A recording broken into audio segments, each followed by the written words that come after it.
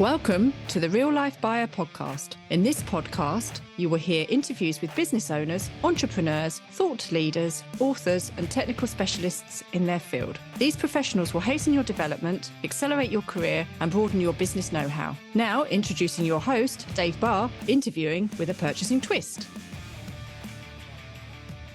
Hello and welcome to the Real Life Buyer. How is your employee retention, their engagement and satisfaction? When was the last time you sought to actively improve your customer and supplier experience? Do you regularly review and develop your social, environmental, and economic impacts as a business? My guest today, Lucy Spencer, is a business consultant specializing in enhancing business operations through a company's systems and culture and optimizing business energy. Lucy teaches small to medium-sized entrepreneur leaders a people-centric approach using traditional conscious practices with a holistic twist. This creates a deep-rooted transformation that leads to happier and more engaged employees, improved customer satisfaction, and an increased company turnover. She became certified as a project management professional in 2013, was a project manager in the corporate world for 12 years, but in 2017 transitioned to working with small businesses and startups. Then in 2020, Lucy founded Conscious Business Solutions to offer a more in-depth approach to small businesses and has been sharing this knowledge ever since. So today I want to learn more about conscious business practices, the energy tools that are used, and the established systems and processes Lucy uses in her work. So hello, Lucy, and welcome to the show. Hello, thank you for having me. It's great to be here. Excellent. Looking forward to this as ever.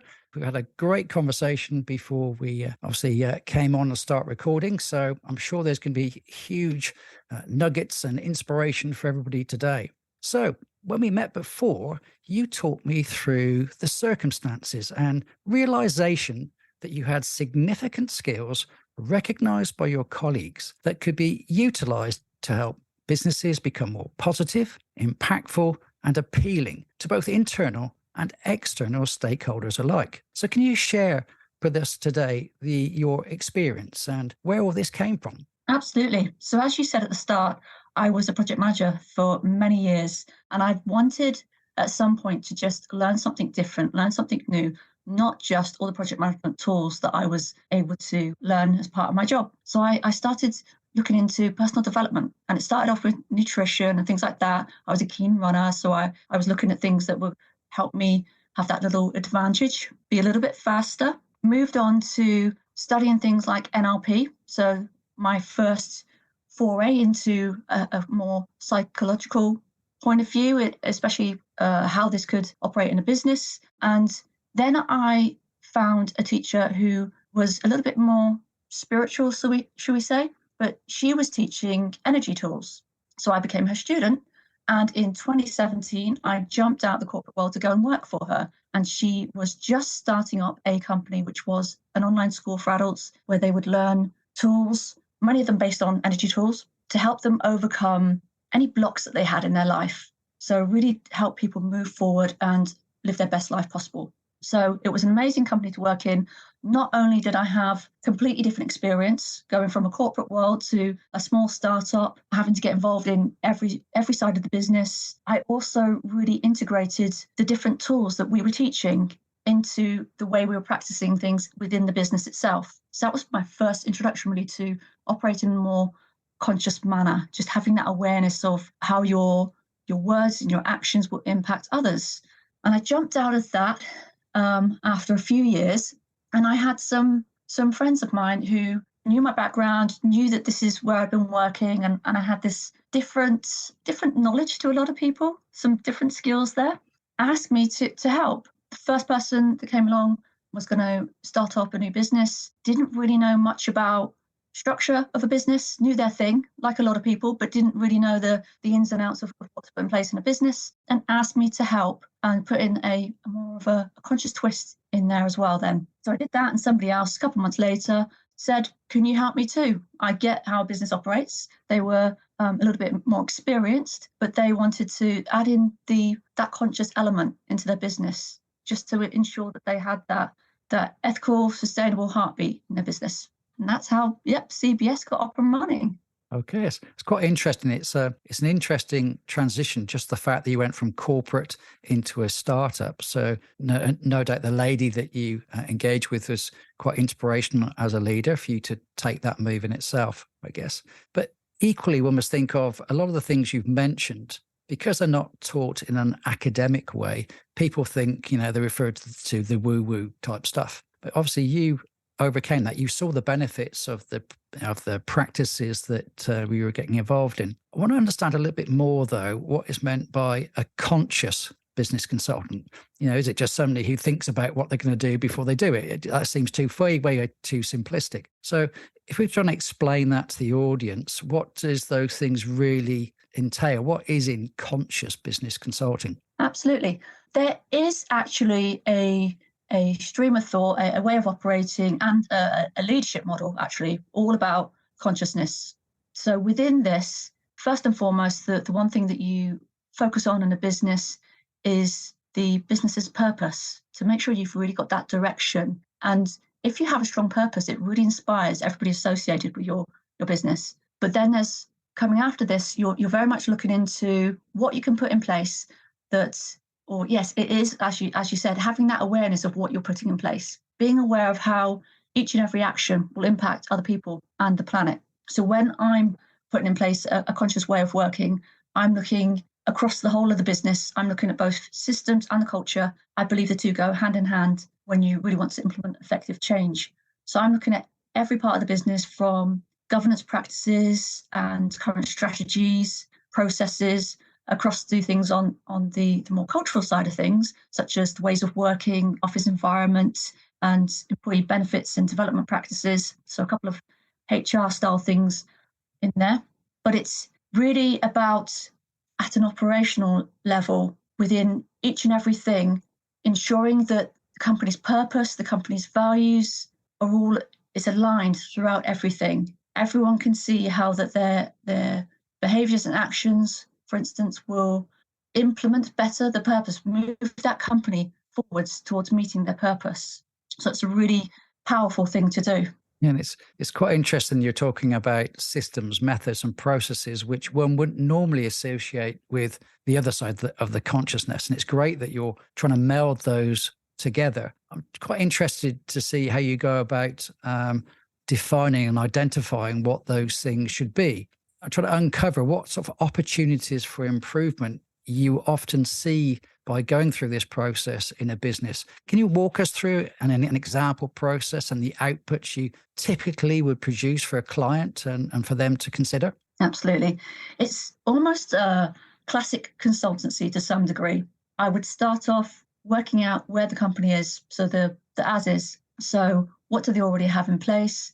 I would speak to my key contacts and find out what the current challenges are. I have a whole questionnaire that I'd run through to check off what they have in place, what sort of conscious items are they already ticking off on their list. And I would then look to find out what their desired future state is, so their to-be state.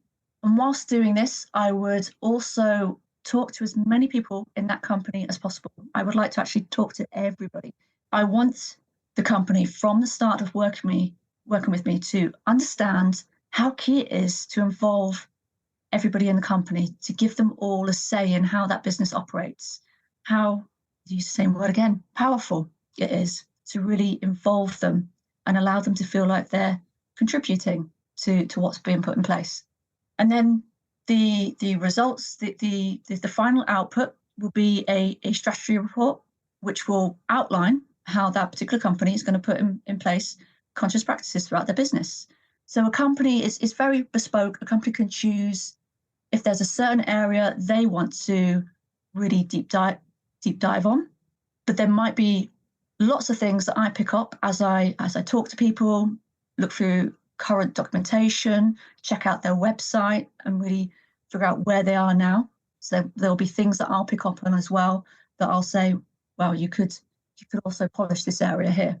So it's really a collaboration then. I'm very much trying to work with what the business wants and teach them practices and tools that's going to allow them to keep going long after they finish working with me. They're just going to embrace the concept of continuous improvement, which is part and parcel of being a conscious business. I guess changing hearts and minds, particularly in a well-established business with perhaps strong leadership or very deep-rooted cultures, could be quite challenging. If you're perhaps talking to employees that have only been there a year or two, perhaps their mindset, their behaviours, their beliefs will be different to somebody who's been there, let's say, for 20 years. So how do you overcome those distinct differences in people? Are there things that you do differently to those that are well established and perhaps entrenched in the way things are done now, as opposed to the newer generation? In some ways, there are things that on either flip of the coin there, you would still want to follow certain procedures. You would still want to involve them in the changes taking place, make sure that they understand they're not being dictated to. And this is something that the longer serving employees in the company, that's what will really irk them if they feel like they've been there, they've got all this knowledge and you're telling them how things should be. It's really understanding that they do have this knowledge. Let's use it. So really involve everybody. And new people, they're going to come with new ideas. So the people that haven't been there for so long, they're going to have ideas about how things have operated in other businesses, what worked, what didn't work. So just talk to everybody, which is why I was saying I really want to get companies, when I first start working with them, into that mindset of communicating and really having open channels of communication with their employees. And that's part and parcel of then showing employees that they get a say, but part of that is showing that their opinion's valued. What they have to say matters, and you're going to take action based on what they're saying, which is really important, because nobody likes it if you ask their opinion and they feel like it's just some tick box exercise and you're never actually going to, integrate what you hear into any of the actions that move forward. So it's really employees knowing that they can trust you and that you are going to take action on what they're saying. So I would look to use things like interviews. If there are a lot of people in the business and it's not so feasible to interview every single person, that old trusty fallback of using surveys. But I think there's so much more that you can get out of having a conversation with someone when that is possible. So that's always my number one option. It might take a little bit longer, but it's so much more valuable, as in the outputs you can obtain. And I think it's really nice idea where possible. So probably for a longer project in a bigger company, to have a team of people who are going to champion this project, who wants to be your conscious counsel then, who the leaders can go to and meet with on a regular basis, get feedback from them. I think having those councils made up of employees throughout the business is really a valuable tool to use. And in the long term, it's always a case of setting up those channels where employees feel like they can easily feed back on things. And that could be regular line manager meetings. So not just meeting whenever the line manager wants something or when it's the annual review time, but, having those regular meetings where the employee knows that it's a safe space. They can be open and honest about how they feel about things. There could be something in place like there being an inbox where any employee can email any concern or any idea, and they know that someone's going to pick that up and take action on it. Or it could be as simple as satisfaction surveys. And again, satisfaction surveys, sometimes they've got a bad rep, but that's only when they're not integrated with the right intention. So if you really go into it and with employees knowing that their responses are going to be read and someone's going to take action on them, again, it really will ensure that they actually complete these things. It's only when they're a tick box exercise, again, where it's just sent out and employees don't really feel confident in the process, that satisfaction surveys don't really work. Yeah, it's some interesting thoughts I'm having here is that one of the fears, perhaps in some businesses, is that if they go and say something that is maybe considered to be, I won't say out of turn, but is not in alignment with perhaps how they've been treated with their management team before, there may be a reluctance to share in an honest way how they feel.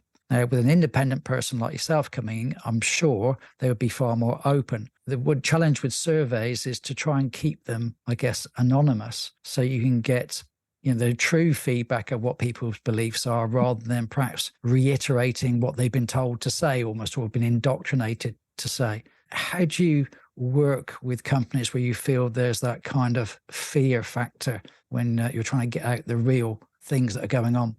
It really is talking to people, assuring them that there is a set process here, things are going to be taken into account, their values, that their opinions are valued. There's also something around leadership, because in every company, employees are going to look to the leadership to see how to act, which is kind of part and parcel of what you're saying there.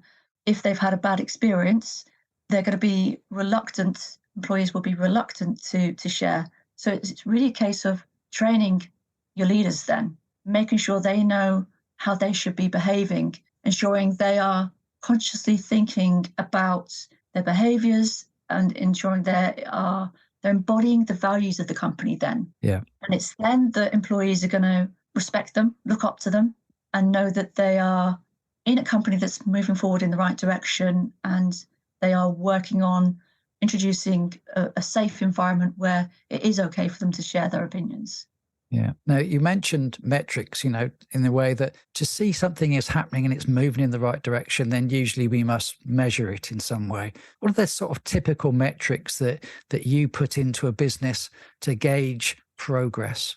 I would say there are some classic metrics you can use, such as productivity, employee absences. And these are the things that there always is a positive improvement in. When you input these things, when you're showing that you care about your employees, you want to create this fair working environment where you are supporting employees to be the best they can be, it naturally ensures that your employees are more engaged, which is going to in turn increase productivity.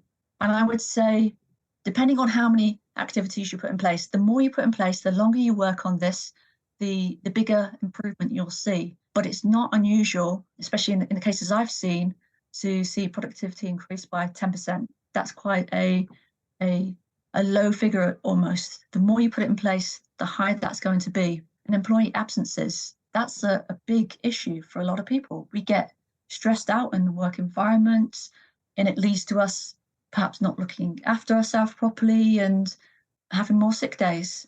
So putting in place things within the business so people are healthier in a physical and mental and emotional way will improve your employee absence rates too.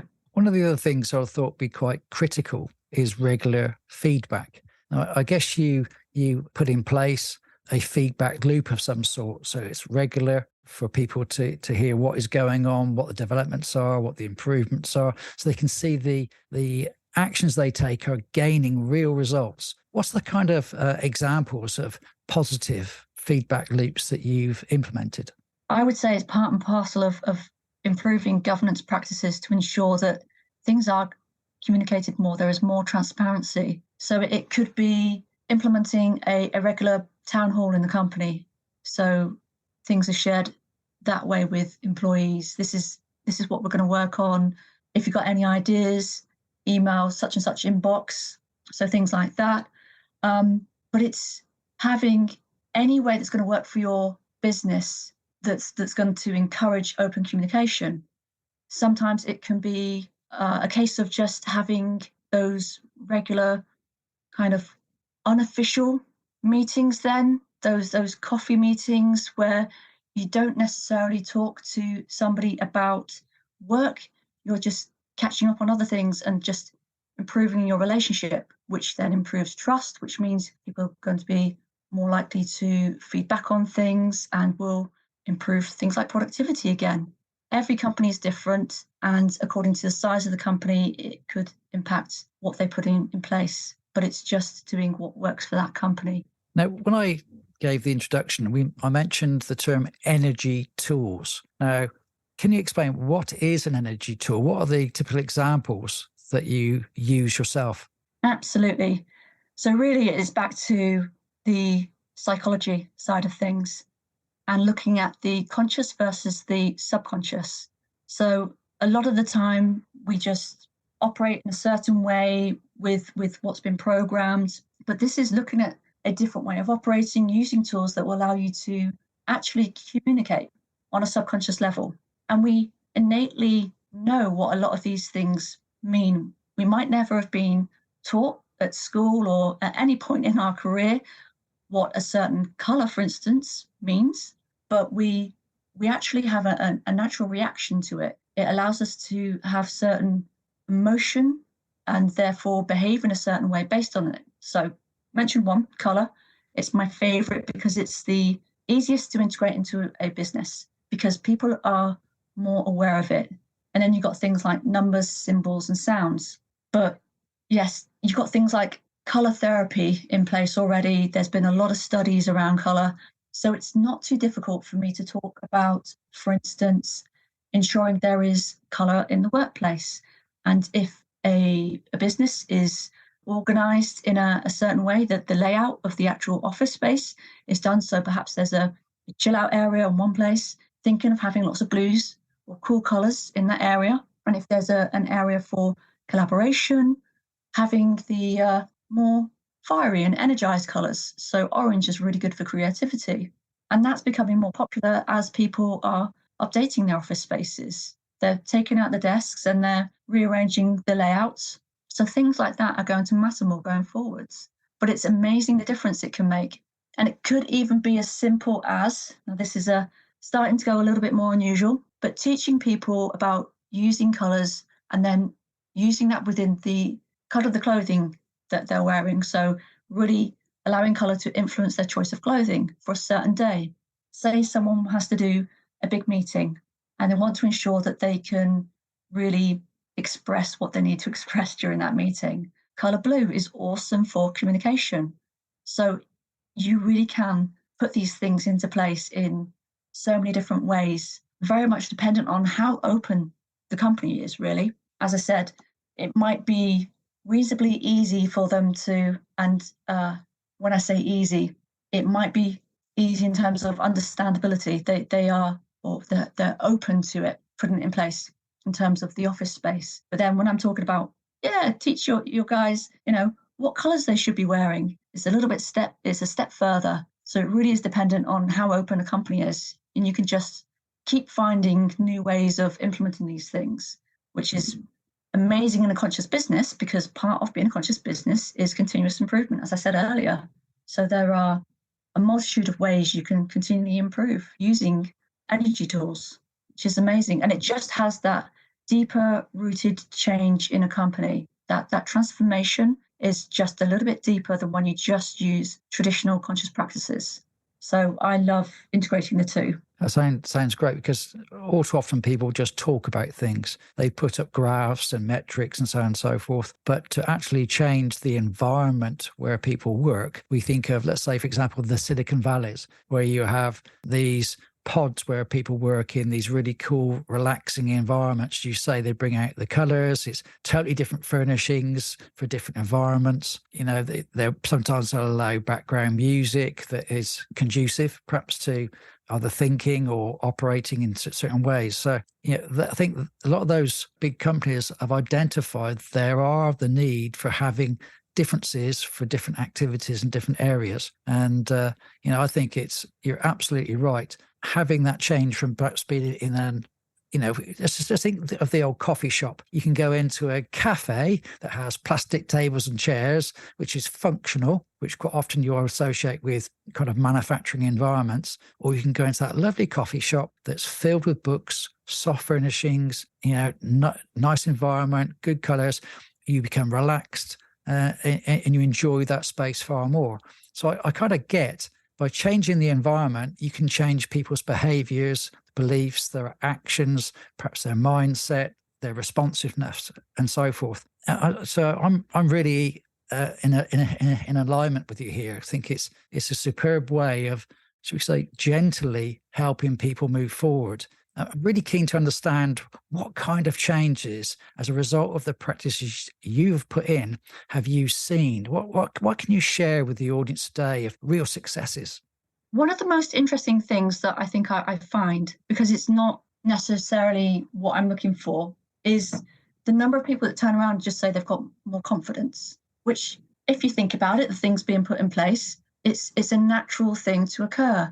But it still amazes me sometimes when people say, do you know what, I've put in place these practices, I've got a small business, I was feeling a little bit unsure and uncertain, and suddenly I've had all of these systems and these tools that I can use, and I feel so much more confident going out there and expressing who I am, who my business is to everybody out there. So that's one that it seems to repeat itself, and I love it because I'm looking at some of the classics, productivity, like I was saying. Ultimately, in a business, when you've put these things in place long enough, you'll see an improvement in turnover as well, because as your employees become happier, more productive in the workplace, they're going to come up with these amazing, innovative solutions to things. They are going to go out to clients with this amazing energy, and your clients are going to love working with you, come back to you time and time again. So there are lots of positives that I see implementing these into a business. But yeah, I love it when a business just says, I just feel so much more confident. Yeah. Now, you've led me on to my nice final question. But before we jump into that question, I'm sure that people want to see more and hear more from you. So what's the best places where people can go and find out more about your work? Yeah, they can check out the website on consciousbusinesssolutions.co.uk. They can find me on LinkedIn. And I have actually started posting videos on YouTube. So if you go to Conscious Business Solutions 6776, you'll be able to find short videos, just over a minute, of little conscious tips that I put out there once a week. Brilliant. That's really interesting. I have to jump on and have a look at that. Now, the last question, which you led me into nicely, is about employee retention. And I believe you delivered a webinar on employee retention. I think it's going to be quite shocking when people hear some of the things that you've explained as happening out there, particularly at the moment when everybody is trying to keep great people in their workspace. Can you talk us through some of the things that you delivered on that webinar and really help people understand, the benefits of what you're doing and how it could help them in their businesses? Yeah. I mean, just to quote the stat then that I've kind of been going out there and advertising this webinar with, and that's that according to CIPD Good Work Index, from a survey from last year that CIPD conducted, 1 in 5 workers, so that's 20%, said they'll quit their current role in the next 12 months. And there are lots of different surveys with similar results, but it's quite scary. There was another survey that says that it's a global survey done by McKinsey that says that 33% of employees that were feeding back to this survey for the UK have said that they are looking to or considering leaving their role in the next 3 to 6 months.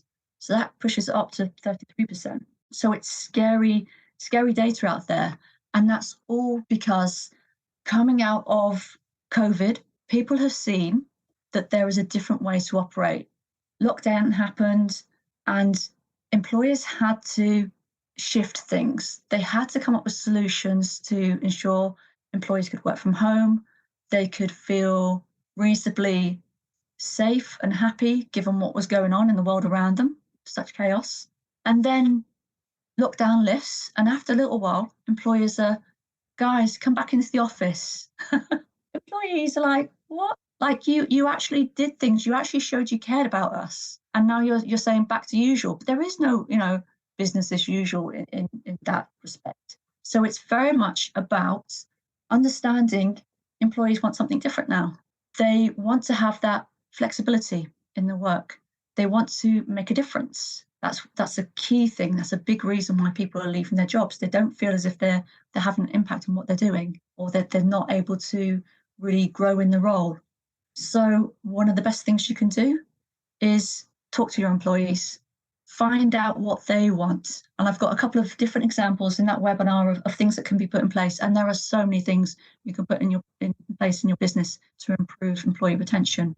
But as part and parcel of this, across the board, talking to your employees, finding out what work are they finding interesting? How could you better support them? How do they feel about the benefits that are in place for them at the moment? Are they using them? Are there other benefits they would prefer? Little things like this will really help to reassure your employees and help them to feel as if this is the company they want to continue working within. Yeah, that's absolutely brilliant. And sorry if the audience can hear a little rumbling in the background. I happen to have some works going on outside that I can't have any influence over. But there we go. That is life, as they say. Well, I found this extremely interesting, and I'm sure other people have. Remind people that they need to check out consciousbusinesssolutions.co.uk. I think you've only shared the tip of the iceberg today, Lucy, and it's been absolutely super interesting to hear what you've got to say, and I'm sure people want to hear more. So thank you very much for coming on the show today. Thank you so much for having me. Yeah, I love to share this stuff because I think it's so important. It can really be effective at improving workplaces for the better, and that's what so many people want these days, just that improvement in the work environment. So thank you for allowing me to share. Brilliant. Take care then, Lucy. Thank you. Bye. So there's another Real Life Buyer podcast. I do hope you enjoyed it and it's given you some ideas and inspiration for greater action and achievement. If you are a purchasing or a supply chain professional, business owner or director, come and join my Facebook group, the Purchasing and Supply Chain Community Hub, a safe place to engage with like-minded, friendly people. See you soon. Bye.